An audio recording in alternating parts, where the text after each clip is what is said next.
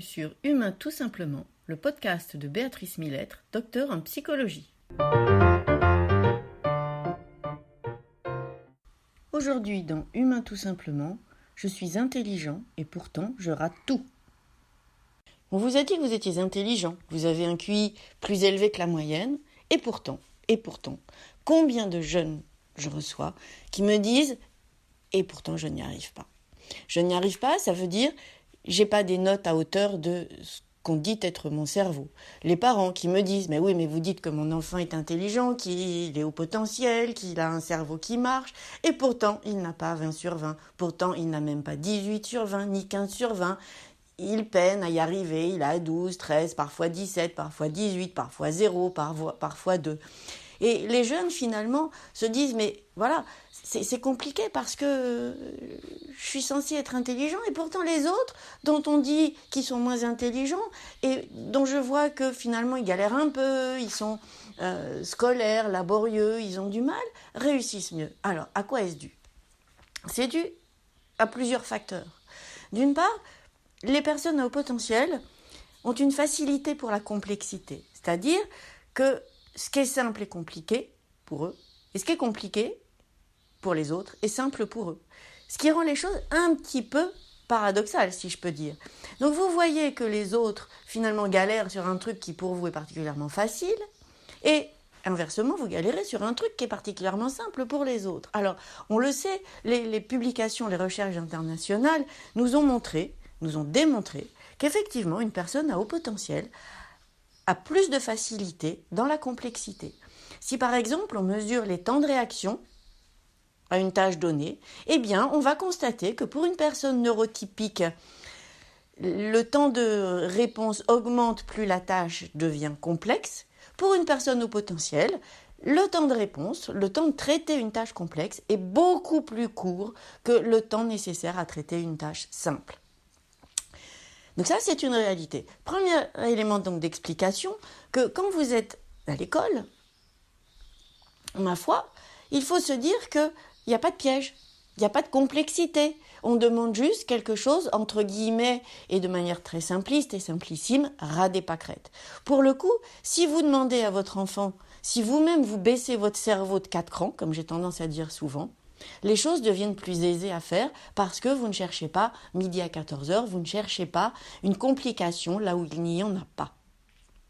Premier élément de réponse. Deuxième élément de réponse finalement.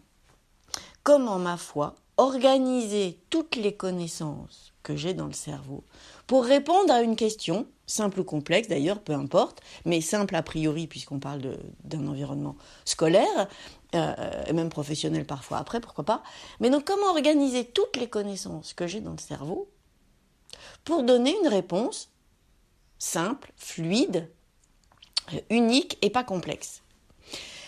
L'exemple que je prends souvent, c'est celui d'une boîte de crayons, un crayon de couleur. Donc on vous demande de dessiner n'importe quoi, ce que vous voulez, un cochon rose.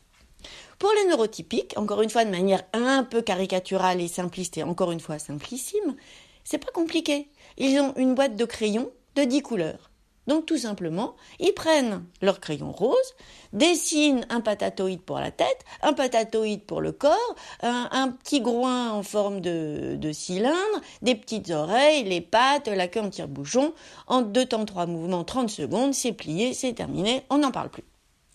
La personne au potentiel, elle, dispose, a priori, toujours dans mon exemple, d'une boîte de couleurs avec 200 crayons de couleur. Alors, là, ça devient compliqué, parce que quel rose je vais devoir prendre ? Et puis, comment je vais faire les ombres ? Et puis, finalement, à quoi il ressemble, le cochon, de manière réaliste ? Parce que quand même, je suis au lycée, je peux pas dessiner un patatoïde, c'est pas possible, on peut pas me demander ça. Donc mon cochon, qu'est-ce que je vais en faire ? Ah, déjà, je me l'imagine, mais par où je vais le prendre, par le côté, par devant, et comment je rends la perspective, la 3 dimensions, etc., etc. Bon, une fois déjà ça décidé, ce qui est compliqué, quelle couleur je me prends ?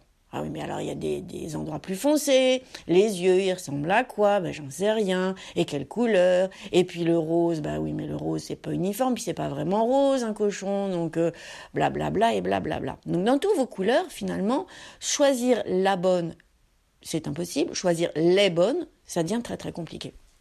Pour le coup, à la fin, vous rendez un dessin qui est, je ne sais pas si je dirais parfait, mais qui en tout cas est le reflet un peu de la réalité de ce qu'est un cochon.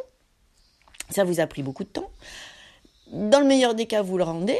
Dans le pire des cas, vous n'avez pas eu le temps de finir, voire vous vous dites « je ne sais pas faire, donc je rends copie blanche ». Mais de toute façon, globalement, vous êtes hors sujet. Et vous vous êtes pris la tête, alors qu'en fait, il suffisait de faire 2 patatoïdes, un carré, et c'est terminé, on n'en parle plus. Circuler, il n'y a rien à voir. Donc ça, c'est un élément de réponse pour expliquer finalement que la complexité rend les choses finalement simples, compliquées, encore une fois, pour quelqu'un dont le cerveau fonctionne bien. Alors, comment sortir de là ? En ayant conscience, la première des choses, que ce qu'on demande dans un environnement quel qu'il soit n'est pas forcément aussi compliqué que ce que vous imaginez. Et ça, c'est pas évident à se dire que quand on est, encore une fois, je prends l'exemple d'un lycéen, que quand on arrive en terminale, qu'on passe le bac, eh bien que ce qu'on va demander, c'est un peu, entre guillemets, à des pâquerettes et qu'il faut, encore une fois, baisser son cerveau de 4 crans. Mais une fois qu'on a perçu ça, finalement, les choses deviennent plus aisées, plus faciles. Ensuite, d'organiser les pensées dans son cerveau, peut-être de les laisser décanter 5 minutes, de souffler 5 minutes, pour permettre à votre cerveau, entre guillemets, en bruit de fond, votre cerveau intuitif, de les mettre en place et de garder en perspective finalement le filtre, la grille de lecture de l'environnement dans lequel vous vous trouvez, à savoir, si on me demande de dessiner un cochon, spontanément je vais partir avec l'idée que je veux faire un machin parfait, et si je laisse décanter 3 minutes en regardant par la fenêtre, mon cerveau va mettre en place les bonnes lunettes et me dire vas-y, dessine juste un cochon, en 2 minutes t'auras fini.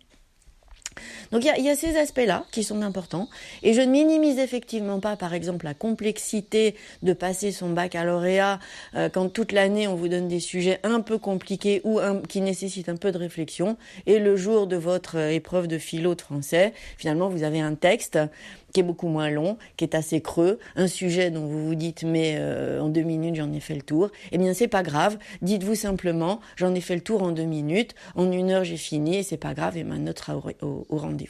Donc haut les cœurs, avec la conscience de ce qu'on attend de vous, avec la conscience de ce qui est demandé, du contexte dans lequel vous vous trouvez, de ce qu'attendent finalement ce que j'appelle l'interlocuteur final, la personne pour qui vous faites ce que vous êtes censé faire, tout se met en place de manière beaucoup plus simple, beaucoup plus fluide, sans fatigue et sans plus grande difficulté que cela. C'est fini pour aujourd'hui. N'hésitez pas à me laisser des messages, à me dire les sujets que vous aimeriez me voir aborder. Je vous souhaite une excellente semaine. Portez-vous bien. À la semaine prochaine. And the world has made me strong, but it can't contain me.